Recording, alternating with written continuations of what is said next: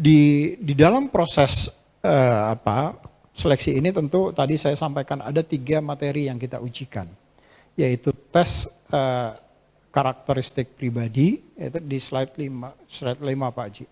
Ada tes karakteristik pribadi. Tes ini sebetulnya untuk mengukur kepribadian seseorang, apakah yang bersangkutan itu memiliki jiwa atau pribadi sebagaimana yang diharapkan di dalam peraturan perundang-undangan kita. Misalnya, apakah yang bersangkutan memiliki jiwa korsa untuk memberikan pelayanan terbaik kepada masyarakat atau tidak. Apakah yang bersangkutan kemudian bisa bertindak seperti karena mereka akan menjadi ASN sebagai perekat dan pemersatu bangsa, atau dia yang bersangkutan kemudian berpotensi menjadi pemecah belah bangsa misalnya. Nah, seseorang menjadi ASN itu dia juga tidak saja memberikan layanan kepada masyarakat, dia juga kemudian harus menjadi perekat pemersatu bangsa, menjaga keutuhan NKRI, melaksanakan peraturan perundang-undangan. Nah, karakter pribadi yang bersangkutan inilah yang kemudian kita nilai. Soalnya itu dalam bentuk psikologi sebetulnya, soal psikologi. Sehingga soalnya itu tidak ada nilai yang salah dan benar. Semua soal pasti ada nilainya. Semua jawaban itu pasti ada nilainya. Range-nya itu dari 1 sampai dengan 5. Kalau yang bersangkutan itu memiliki kecenderungan, misalnya kalau dalam konteks apakah yang bersangkutan memberikan layanan terbaik kepada masyarakat atau tidak. Kecenderungan ini kalau kecenderungannya tinggi, maka dia mendapat skor 5. Tapi kalau dia ternyata yang bersangkutan punya kecenderungan arogansi yang tinggi, nah maka dia dapat nilainya 1. Jadi nilainya itu dalam bentuk range dari 1 sampai 5. Tapi kalau dia nggak menjawab tentu nilainya 0. Jadi asal dia menjawab, dia pasti dapat nilai. Nilainya itu apakah 1, 2, atau 3, atau 4, atau 5. Jadi tidak ada salah dan benar. Semua benar, tetapi yang kita lihat adalah kecenderungannya. Karena yang kita tidak bisa menentukan hitam putih terhadap kepribadian seseorang. Nah, untuk tes karakteristik pribadi ini, standar nilai ambang batas yang sudah ditetapkan oleh Bapak Menteri PAN RB melalui keputusan Menteri PAN RB nomor 137 tahun 2023, itu adalah 145. Jadi nilai minimal yang bersangkutan kemudian bisa lulus passing grade untuk TKP, itu adalah 156. Jumlah soalnya ada sekitar 45 soal yang kita ujikan untuk karakteristik pribadi ini. Nanti nilai minimal yang bersangkutan harus 156. Yang kedua, tes yang kita ujikan adalah tes intelijensi umum. Tes intelijensi umum ini tujuannya adalah untuk mengukur apakah seseorang calon yang masuk di dalam pendidikan kedinasan ini yang kemudian mereka akan menjadi aparatur sipil negara, dia memiliki intelijensi yang tinggi atau enggak. Yang kita harapkan dari seseorang yang menjadi aparatur sipil negara, tentu orang yang smart, yang pintar.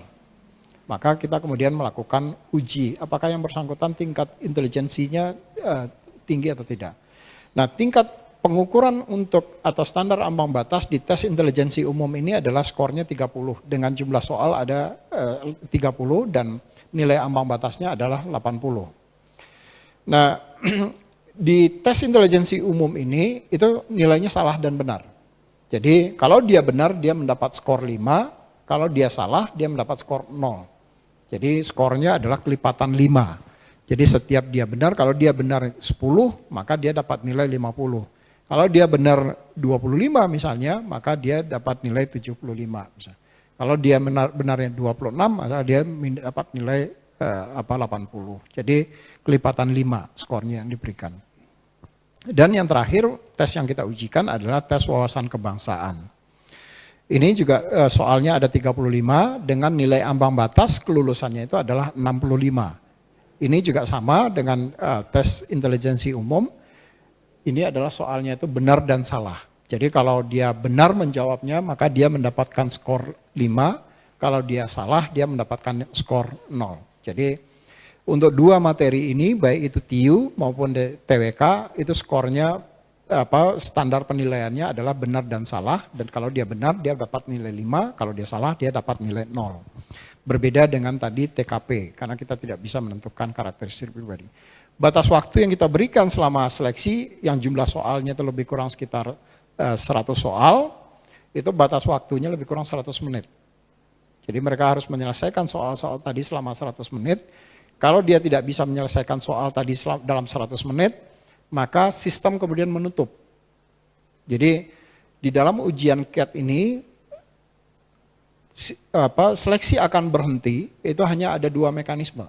Mekanisme pertama, yang bersangkutan kemudian menyelesaikan seleksi, dan dia klik selesai, finish.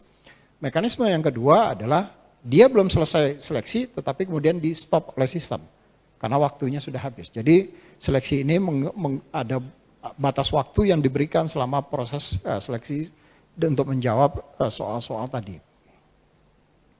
Nah, sorry, soalnya 110 ya. 110 ya. 110 soal kan ya. Ada 45 TKP, 30 TIU, dan 35 TWK.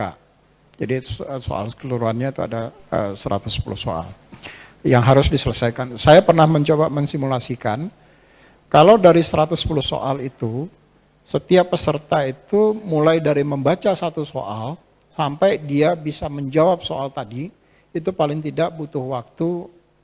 Ini kalau tidak coba tebak-tebakan ya. Ya kecuali kalau tebak-tebakan hitung kancing, itu lain. Tapi kalau tidak tebak-tebakan, dia membaca soal, itu butuh waktu sekitar 35 sampai dengan 45 detik.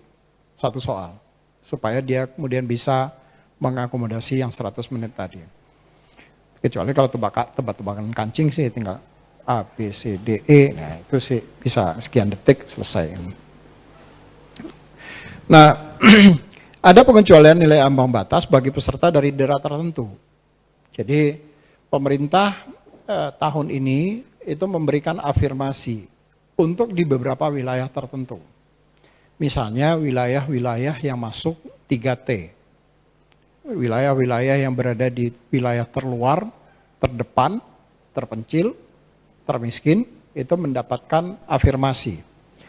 Nah, afirmasinya sudah diatur di dalam keputusan Menpan ini, di mana nilai kumulatifnya itu paling rendah 281, nilai TIU-nya paling rendah 55. Nah, ada beberapa instansi yang meminta dilakukan afirmasi, misalnya Kementerian Keuangan, sudah disetujui oleh Pak Menteri Pan-RB, ada afirmasi yang diberikan kepada mereka untuk peserta-peserta yang berasal dari daerah-daerah tertentu, termasuk daerah-daerah 3T.